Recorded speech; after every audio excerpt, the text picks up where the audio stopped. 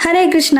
సురసామాత ఆశీర్వాదం తీసుకుని ఇక స్వామి హనుమ ముందుకు వెళ్తుండగా అకస్మాత్తుగా తన వేగం ఆగిపోయింది. కిందికి చూడగా సింహిక అనే రాక్షసి కనపడింది. అది నీడను పట్టి పైన వెళ్లే వాళ్ళని ఆపి తింటుంది. ఇప్పుడు అది పాతాళమంత నోరు తెరిచి స్వామి హనుమను పట్టుకోబోతుండగా వెంటనే సూక్ష్మ శరీరం దాల్చి సింహిక లోపలికి వెళ్లి తన గుండె మొదలైన అవయవాలను గోర్లతో చీల్చి నోరు మూసే లోపల బయటికి వచ్చేశారు. అది అలా చనిపోయింది. ఇక సముద్రాన్ని దాటి స్వర్ణలంకకు చేరుకుని చిన్నగా మారిపోయి రాజద్వారం దగ్గరికి వెళ్ళగా లంకిని చూసి చెయ్యి చాచి ఒక దెబ్బ కొట్టింది. స్వామి హనుమ ఎడమ చేతితో ఒక చిన్న దెబ్బ కొట్టాడు. అంతే. విలవిలలాడిపోయి లేచి నమస్కరించి, ఓ మహానుభావా, నాకు గుర్తుకు వచ్చింది.